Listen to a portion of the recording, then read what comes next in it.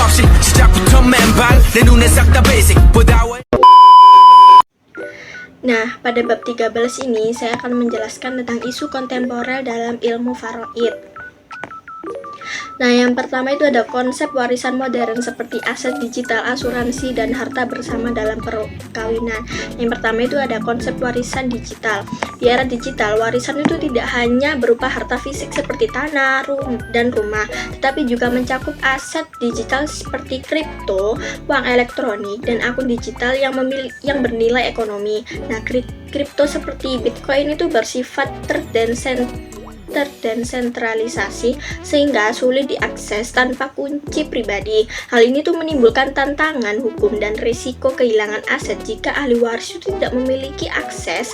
Meskipun di Indonesia itu kripto itu diakui sebagai komoditas ya, belum ada aturan khusus mengenai pewarisan aset digital sehingga perlunya pengaturan dan edukasi lebih lanjut untuk melindungi hak ahli waris. Nah, yang kedua itu ada ahli waris asuransi jiwa. Asuransi jiwa itu menimbulkan perbedaan hukum. Apakah dana yang diterima itu termasuk warisan atau hanya hak penerima manfaat yang tercantum di polis? Dalam hukum Islam itu dana asuransi itu dipandang mirip wasiat yang maksimal hanya sepertiga dari harta, kecuali disetujui semua ahli waris. Beberapa putusan pengadilan di Indonesia itu berbeda pandangan.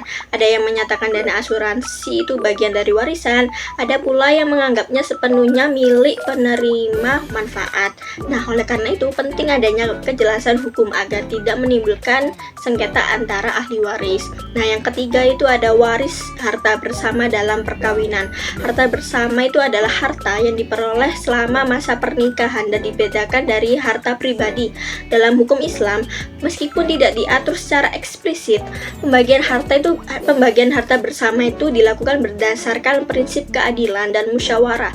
Setelah salah satu pasangan meninggal, harta bersama itu harus dipisahkan terlebih dahulu sebelum dibagikan kepada ahli waris. Dalam hukum Islam, umumnya pembagian itu dilakukan 50/50. Namun dalam praktik sering muncul sengketa akibat kurangnya pemahaman atau pencatatan atas nama salah satu pihak saja. Oleh karena itu, pemisahan dan pengakuan atas harta bersama sangat penting untuk mencegah konflik warisan. Nah, yang selanjutnya ada menganalisis kedudukan anak hasil bayi tabung, anak adopsi, serta persoalan waris beda agama dalam hukum waris. Nah, yang pertama itu hak waris anak hasil bayi tabung. Dalam Islam, hak waris anak itu tergantung pada kejelasan nasab. Jika bayi tabung itu menggunakan sperma dan ovum dari pasangan suami istri sah, maka anak memiliki nasab yang sah dan berhak mendapat warisan. Namun jika menggunakan donor sperma atau ovum dari pihak ketiga atau ibu pengganti, maka nasab itu tidak sah dan anak itu tidak berhak mewarisi karena dianggap tidak memiliki hubungan darah secara syariat. Dalam kasus ini tuh tidak hanya bisa menerima wasiat atau maksimal sepertiga harta, bukan sebagai ahli waris utama. Nah, yang kedua yaitu warisan untuk anak angkat. Nah, Islam itu tidak mengakui anak angkat sebagai ahli waris karena tidak ada hubungan nasab. Anak angkat itu tidak bisa mewarisi secara otomatis kecuali jika pewaris itu memberikan wasiat maksimal sepertiga dari harta. Ini menunjukkan bahwa Islam itu memisahkan antara kasih sayang dan hak waris, namun tetap membuka ruang kebaikan melalui wasiat atau hibah semasa hidup. Nah, yang ketiga itu warisan beda agama. Dalam hukum Islam itu perbedaan agama itu menjadi penghalang waris. Seorang muslim itu tidak mewarisi dari non-muslim dan sebaliknya. Namun Islam itu tetap memberi solusi melalui hibah dan wasiat. Di Indonesia itu Mahkamah Agung itu menerapkan konsep wasiat wajibah untuk ahli waris beda agama agar tetap mendapatkan bagian secara adil demi kemaslahatan dan keutuhan keluarga.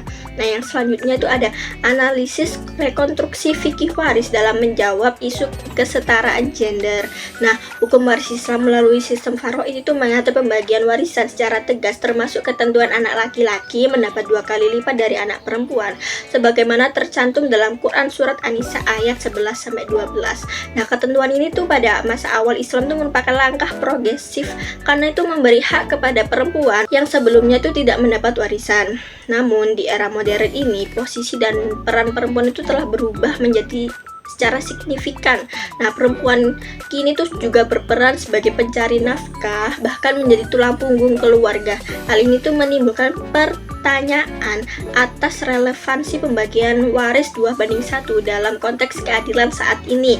Nah, para pemikir kontemporer seperti Fazlur Rahman, Aminah Wadud, Hazairin, dan Munawir Sazali itu mendorong perlunya penafsiran ulang hukum waris dengan pendekatan makosid syariah yang menekankan keadilan, kemaslahatan, dan perlindungan hak asasi manusia.